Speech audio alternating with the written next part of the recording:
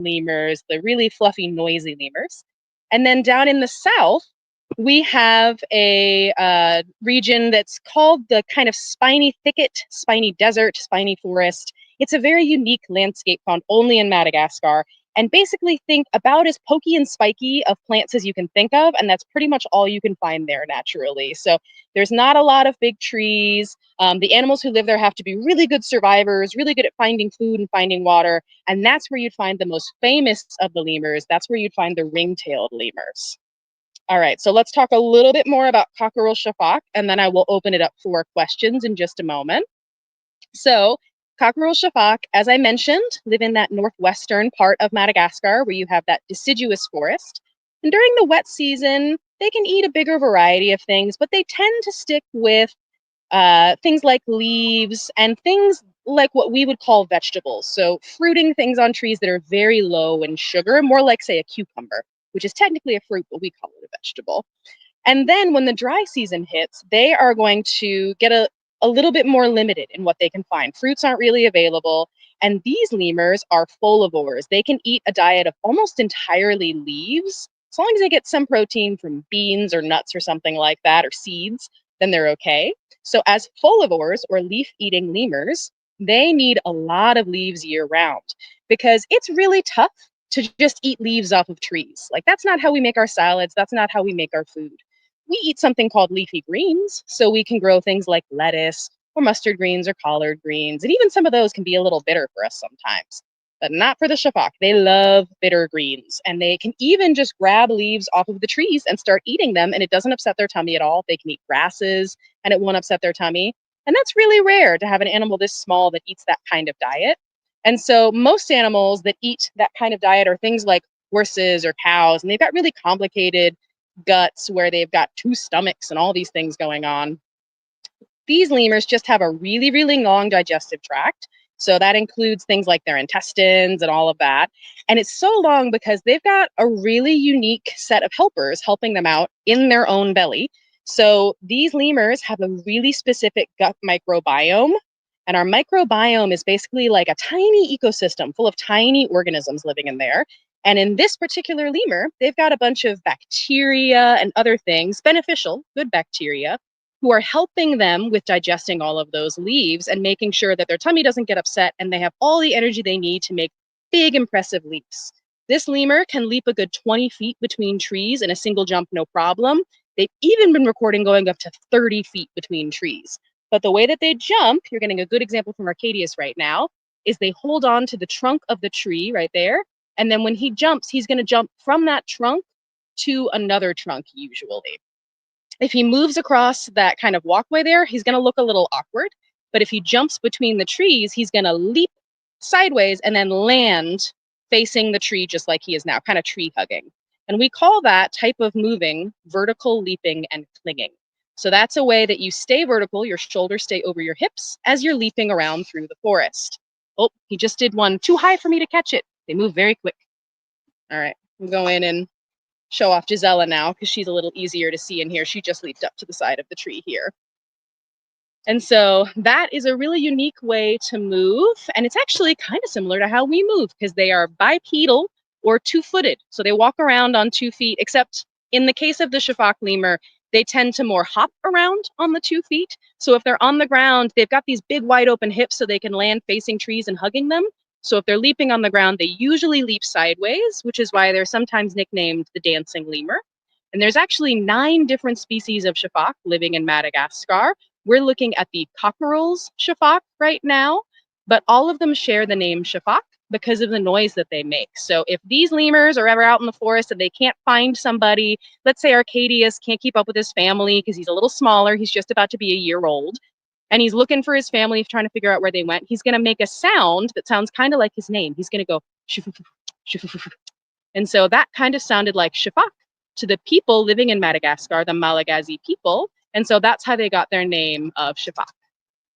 All right, I think I will pause there and see if we have any questions so far and try to catch more good lemur stuff. All right, perfect. Well, Megan, thank you for starting us off with such a great hangout in the forest. It's so cool to see the lemurs jumping around and doing their thing. I do want a quick shout out to the classrooms who are on YouTube. I can see we've got a great big group on YouTube. Sorry it took a couple minutes for the live to kick in, but YouTube wasn't cooperating, but it looks like it's going strong now. So I'm glad we have our YouTube crew here with us. We are going to play a little Kahoot now. I'm going to bring it up on the screen and we'll test our lemur knowledge. And then we'll get into Q&A action. So if you're tuning in via YouTube, you can start putting some questions into the chat. If you're a camera classroom, we're going to bring you up in just a moment. But let's get started with our Kahoot. So bear with me while I share the screen. And let's pick the right one. There we go. So here we go. This is our Kahoot for today. You need to go to kahoot.it, kahoot.it, and then it's going to ask you for a PIN number. Our PIN is 470430. If you have one-to-one tech at your seat, you could join that way on a Chromebook or a tablet. Your teacher could also put this up at the front of the room. You can shout out your answers to him or her. If you're joining from home, we've always got lots of home students hanging out. You can scan that QR code and it'll bring you right into the event.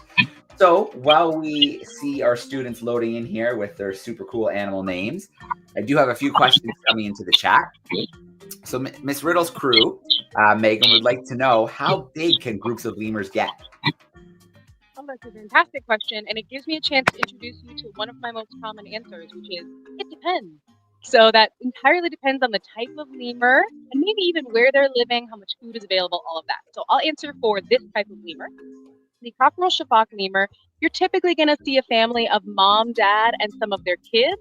That usually ranges in size from troops of like 4 to up to 11 lemurs. So they tend to be like a nuclear family, mom, dad, and some kids, until the kids move out and find their own family.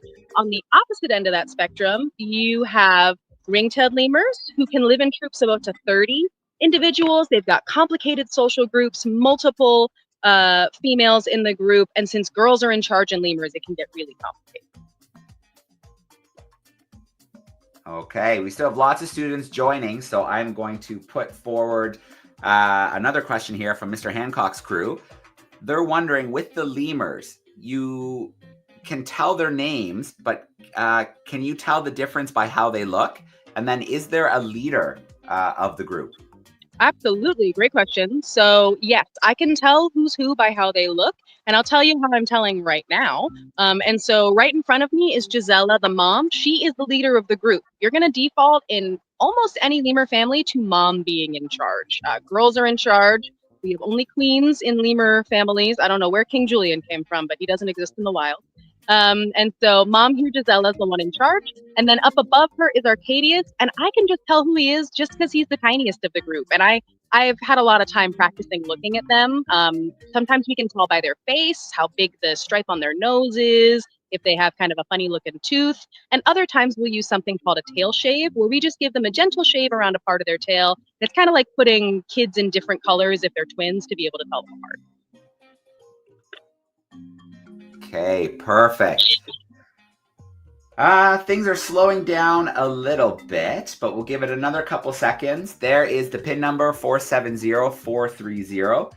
We're going to get this Kahoot started in maybe 10 to 15 seconds. We'll give another few moments for a few more groups to join us.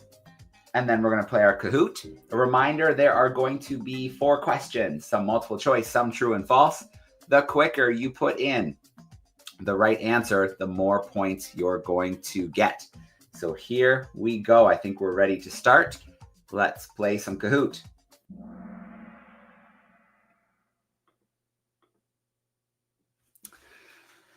All right, counting in. And we are off. First question, where do we find lemurs in the wild? Do we find them in South Africa, in Madagascar, in Canada, or in Kenya? Where do we find lemurs in the wild? This should be a nice, easy warm-up question to get us into our Kahoot today. You have 15 more seconds to lock in an answer. Remember, the quicker you get the right answer in, the more points you're going to get. If you put in the wrong answer really fast, well, we got nothing for you here. All right, good job, crew. Absolutely found in Madagascar. Okay, let's take a look at our scoreboard. The Bronze Tiger is holding down that top spot. Let's get into our next question. True or false coming your way. lemurs and humans are part of the primate family. What do you think? True or false? Lemurs and humans are part of the primate family.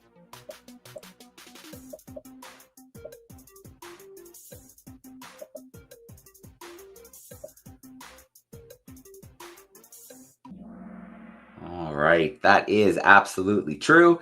Let's take a look at our scoreboard. Bronze Tiger holding on to the lead. We've got another true or false coming your way. There are about 50 species of lemurs. What do you think? Can you remember back to when Megan talked about lemur species? Is it true that there's about 50 species of lemurs? True or false? About 50 species of lemurs. Whew, fast. Good job, crew. That is absolutely false. There are over 100 different species of lemurs. Remember, Madagascar, although it might not look like it on the map, is a huge, huge island. All right, Legend Honeybee taking that top spot. We have one more multiple choice coming your way. Which is one way we're not similar to lemurs? You have to pick the one that doesn't belong here. Are we both very social? Do we both have hands to grab things? Forward-facing eyes or wet noses? So which one of those do we not share? Which characteristic do we not share with lemurs? Is it that we're social, that we grab things with our hands, we have forward-facing eyes, or that we have wet noses? I hope that picture is giving you a little clue there too. All right, couldn't fool this crew. Let's take a look at our podium. In third place, we've got the Legend Honeybee. In second place, the Golden Beetle. And holding down that top spot, we have the Decisive Lobster sneaking in at the very end. Very, very cool. All right, crew. Well, thanks for playing a little Kahoot with us. I am going to shut it down and turn off that music. We're going to get Megan back in here with the lemurs, and we're going to take over with Q&A action. So if you're on YouTube, use the chat. If you're in a camera class, get ready because I'm coming your way next. There is a little bit of feedback coming through. I think it's might just be through the phone at the Lemur Center, but that's okay. I'm going to strategically bring groups in and out so we avoid some of that feedback. We're going to start off with Mrs. T's grade 3-4. I'm going to bring you in. If you want to ask your question, we're ready for you. My name is Sahana, and my question is, do lemurs run? All right, good question. We've talked a lot about leaping, but we haven't talked about running. Yeah, some lemurs will run, like ring-tailed lemurs. Lemurs who spend... Megan, can I stop you just for a second? I think you might be covering the microphone or it got turned away from you. Okay, let me see. Is it better now? Okay, try for us now. Okay, I'm trying again. How is it now? No, we've really lost a lot of mic volume. That is crazy because I have not changed anything. You should be writing, lemurs can run. Oops. If I speak on this end of the phone, is it better? Yeah, I guess maybe just try to speak close to the microphone. We'll see if it cooperates for us. Okay, sounds good. I will stay over here. So to answer your great question, yes, lots of lemurs run. This particular lemur is a leaper and does not run, but all the lemurs who walk on all fours definitely run, like the ring-tailed lemurs or even the mouse lemurs. Okay, whatever you're doing right now, the volume is great. 3-4s, do you want to ask one more question? Marina, come on up. My name is Marina, and my question is, what do ring-tail lemurs look like? Great question. So they're probably the most famous lemur, and they have gray bodies. They walk on all fours, and they have black and white stripes all up and down their tails. And they've got kind of pointy noses with really cute white ears. Thank you. You're welcome. And I also want you to know that we have a lemur here named Narina, and he's one of my favorites. All right. Very cool. Let's grab another classroom. We have Miss Collins and Miss Darling's 5th graders hanging out with us. How are we doing today? Good. My name is Maddie, and how old do lemurs get? Ooh, this is another one that the answer is it depends. But these lemurs sitting right in front of me right now, they tend to live until they're in their 20s or even their late 20s. And it's about the same in the wild, although it's really hard to find out how long animals live in the wild. So actually one of the hardest pieces of information for us to get. So we're missing that information for a lot of different types of lemurs. All right. Go ahead with one more if you've got it. So, my name is Sammy, and how tall do these lemurs get? Ooh, how tall do they get? So the tallest living lemur would be the Indri, and that's one you're only going to see if you go to Madagascar. Nobody's got them in zoos or anything, and they're going to be about 3 feet tall if they stretch up, so maybe as tall as some of the people watching this. But then if you look at a little tiny mouse lemur, they're only going to get about 3 inches tall, so it really depends on which lemur. All right. Thanks for those great questions. I'm going to grab another classroom now. We'll bring in Mr. Hancock's crew. How are we doing today? Oh, we're loving it. We got an indecisive lobster in here, so we love the Kahoot, Joe. Very cool. You were talking about the age. How can you tell the age of a lemur? Ooh, excellent question. So the only way you can tell is if you know when that specific lemur was born. There's not a way to test for lemur age or estimate it. I guess a veterinarian could do an exam and maybe estimate things like very young or very old, but other than big ranges, that's why it's so hard to find out how long animals live in the wild, because we would have to know that specific animal for their whole lives and know exactly when they die, which is really tough when they're in the forest in Madagascar. Absolutely. And we had one more question. Do they come in different colors, and do they ever change their colors? So if I heard that correctly, it was, do they come in different colors and do the colors ever change? Correct, yeah. Okay, so different species have different markings and colors. This particular type of lemur, they all basically have the same overall look. So they've got these kind of white cream colored bodies, kind of a gray spot near their rump, and then these dark brown patches on their legs and their arms. And that's about what every cockerel shafak is going to look like, although individuals have some variation.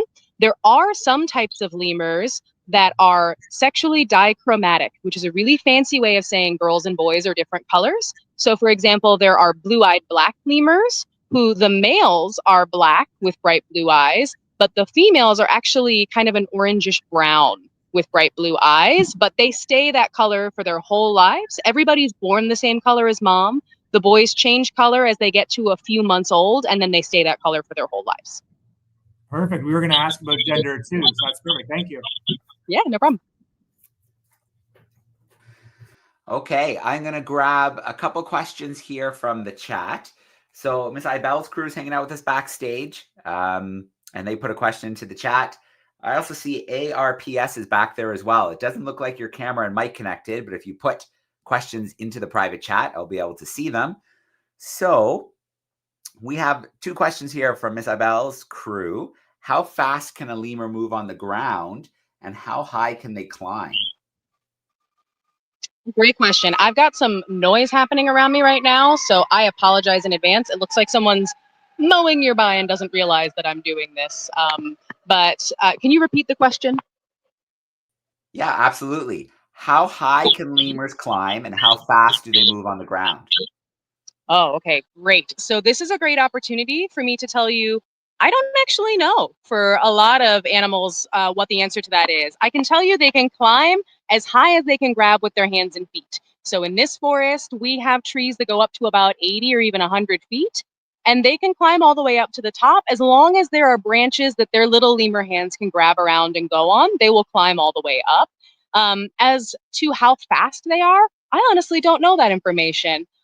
There's probably some information out there for certain species of lemur that you could find if you search about this, but I would bet for most of those 100 species of lemur that we don't actually know how fast those specific lemurs can go, because someone has to do a study, they've got to set it all up, they've got to measure how fast they can run. And since you can't find most types of lemurs in human care, that would be a really hard study to do. So that would be a great question that maybe some of you could answer one day and design your own study. All right, so there we go. I do have some friends who are primatologists who work in Madagascar, so that could be a really fun field to be in. Visit a beautiful place, and I mean, lemurs are pretty cool to hang out with and spend your day following along with. Okay, let's get another camera group in here. Mrs. Brundage's crew, if you want to try and unmute your mic, we can grab a question or two. There they are. Oh. I have to say my name. Yep. I'm Hadley, and my question is one of the lemurs named King Julian? That's a great question. We actually have 2 lemurs sort of named after King Julian. DreamWorks, the company that made Madagascar and the TV shows, came to us when one of the TV shows came out and said, hey, we'd love to donate some money to help you with your work, learning about and protecting lemurs, but we'd like you to name a baby lemur Prince Julian. And we said, absolutely, our next ring-tailed lemur baby is going to be named Prince Julian. And then we had 2 twin girls that year. So we ended up with Princess Julian 1 and Princess Julian 2. We call them PJ and Thea, and they're both doing great. All right. If you have another question, feel free to go ahead. Yeah, we have one more. Oh, are we off? Oh, there you go. Are they only found in Madagascar? Can you say that one more time for me? Do you want to repeat your question? Are they only found in Madagascar?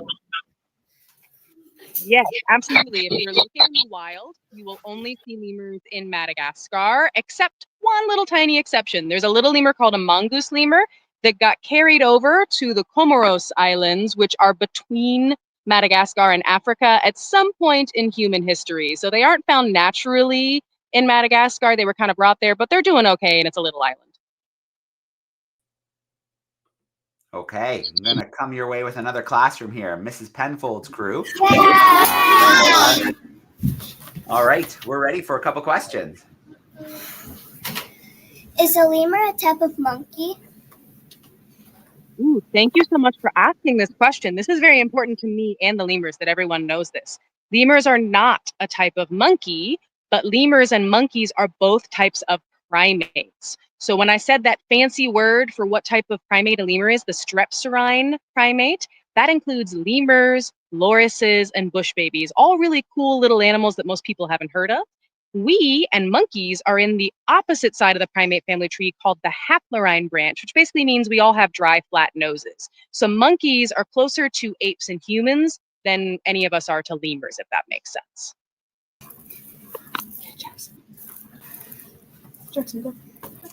How big can their tails get? So no surprise here. My answer is it depends. So for example, this type of lemur, I'm terrible at estimating lengths, but their tails get that long. So that's as long as their tails get. I'd say like 1.5 feet if I had to guess lemurs I'm looking at right now. Most lemurs have tails a little longer than their body length. It helps them with balancing, moving around the trees, making sure they stay upright and make all their jumps. But there is an exception with some lemurs, like the Indri, the largest living lemur. They just have a little short, little bobbed tail, so a little tiny tail. Okay, let's get another crew in here. I can see backstage we've got Miss Walsh and Madame Kennedy. If you want to go ahead and unmute your mic, we'd love to grab a question or two. Hello, can you hear us? We gotcha. Awesome. Do you want to come up? Come on up and speak really loud. How high can lemurs jump? Okay, so say it with me now, everyone. It depends. So it depends on the type of lemur. But for this particular lemur, I believe the estimates are that they can jump about 7 or 8 feet from sitting still on the ground. So no lead up, nothing like that. They just spring up into action. There's actually some researchers here doing a leaping study right now. And so we're still learning more about how high they can jump and exactly what muscles they'd use to do that and how powerful their jump is to do that. So stay tuned. We're learning more about lemur jumping soon. Okay, and if there's another question with our crew, go ahead and come on up to the microphone. Tom, come on up. Speak nice and loud. Okay? Go ahead. Do you ever get hurt while you're handling the lemurs? Thank you so much. Yeah, these are wild animals, so that's an important thing for us to talk about is it dangerous to be around them? Do we ever get hurt by them?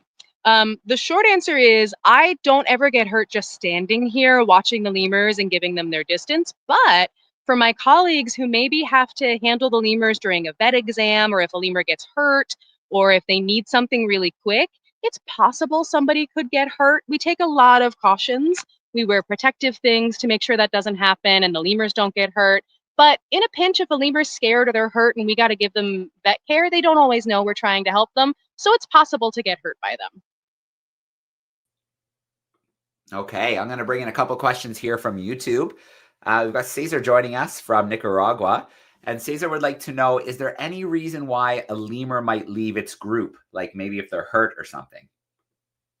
Great question. So there's probably a lot of reasons because lemurs can be as unique and individual as we all can. But I'd say in general, the biggest reason lemurs leave their group is when it's time for them to move out and start their own family. So for most types of lemurs, the kids only stay with mom and dad so long. And then at a certain point, it's time to move out. So with these cockerel shafak, once the kids reach about 2 to 5 years old, they'll start butting heads with mom and dad. They're going to start wanting to find and make their own family. It's honestly a way to keep inbreeding from happening in the wild and keep everybody healthy too.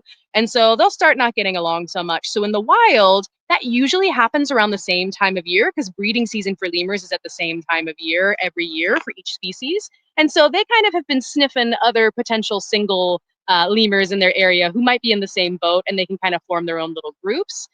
Here, of course, our lemurs can't leave their forests. We have fences keeping them in specific forests. We know exactly who's where. So we just have to watch really carefully to make sure we know who's getting along, who might be ready to have their own companion, and whether they are moving out to have just a companion or whether they're going to be part of a breeding pair and they have good genetics and a space for a baby.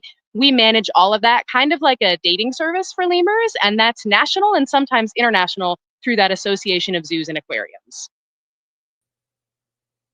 All right, very cool. A group hanging out with us in Nova Scotia would like to know, how did you get the lemurs? Where did they come from? How did they make their way to the Duke Lemur Center? Ooh, yes. So this is a longer question. I'll give you the shorter version of events, but we've got lots of information on our website, including a deeper dive into our history. But the basic way that we got our lemurs is the same way that any zoo and aquarium or facility like the Lemur Center got their animals.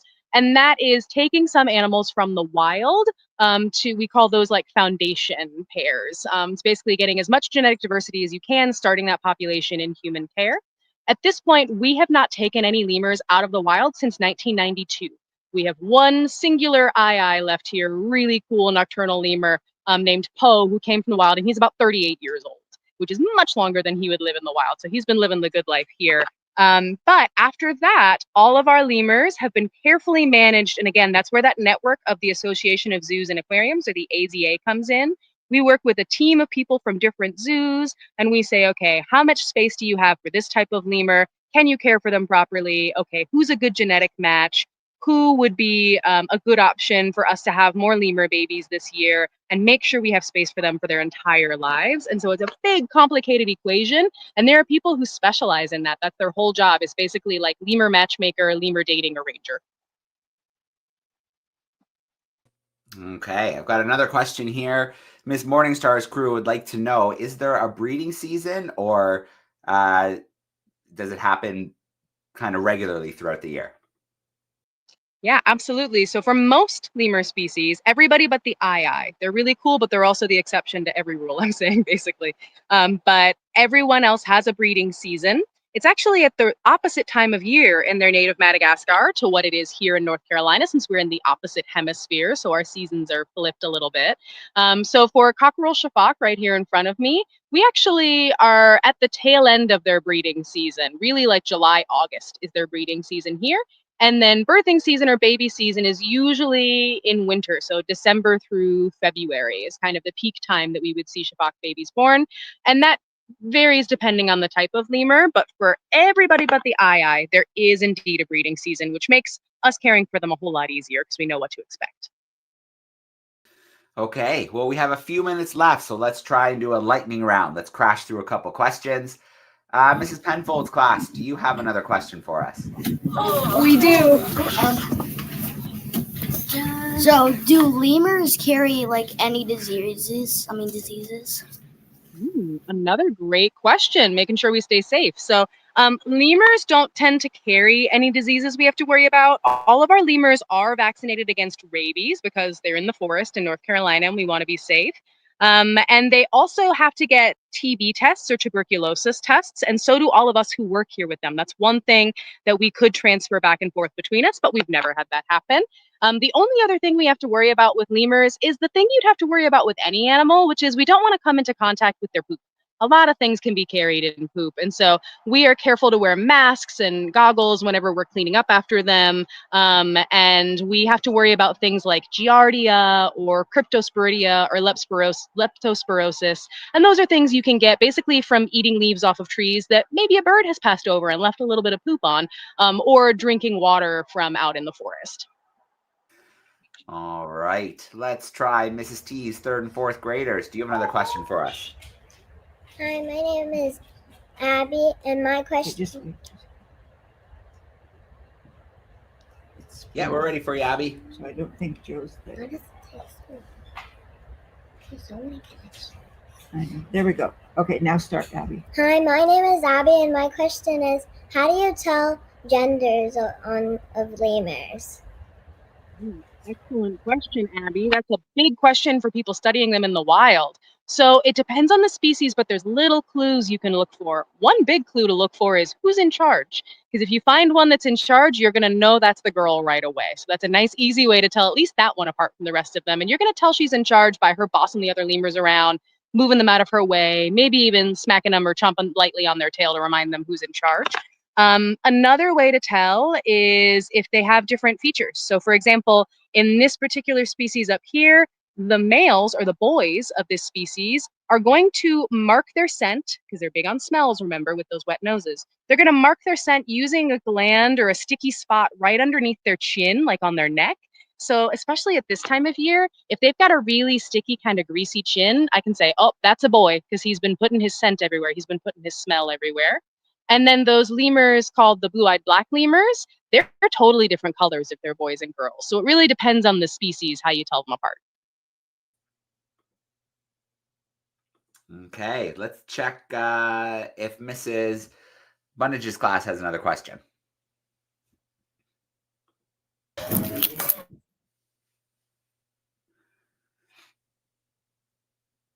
Oh, I think the mic muted on us. If you want to unmute the mic for us. How do lemurs mate? Lemurs are going to mate in the same way all mammals do, so in the same process, but how they choose their mates is the females are the ones who are going to do the choosing. So the males have to compete to impress the females, and they do that in different ways. My favorite way that they do that is the ring-tailed lemurs. So ring-tailed lemur boys are actually going to pull their tail in front of them. They're going to get it nice and stinky with some stinky spots they have on their arms and their shoulders. And then they're going to wave their tail in the female's face. And they basically say, do you like what you smell? And that's how she decides if she wants to mate with them or not. All right. Well, we are getting to that time where we have to wrap things up for today. I want to start off with a huge shout out to our classrooms, our camera classes. Thank you for those amazing questions. And then to our classrooms tuning in via YouTube. Thanks so much for being with us, sending in questions. And sorry, it started a little bit slow today, but I'm glad we were able to get the connection going so you could hang out with us as well. I'm going to bring Megan back in here with our lemur friends. Megan, thank you so much for being with us. We always love our field trips to the lemur forest. I know it's getting cold soon, so they won't be out there much longer. Yeah, I'm so glad we could fit this in before it gets a little too chilly for lemurs out here. And I want to thank everybody for tuning in and learning about and caring about lemurs. And please feel free to visit our website or get in touch with us if you have any more questions. All right, we still have a few classrooms hiding out backstage with us. I'm going to turn your microphones on. If you want to get loud, a big goodbye and thank you before we sign off for today. Thanks so much for being with us.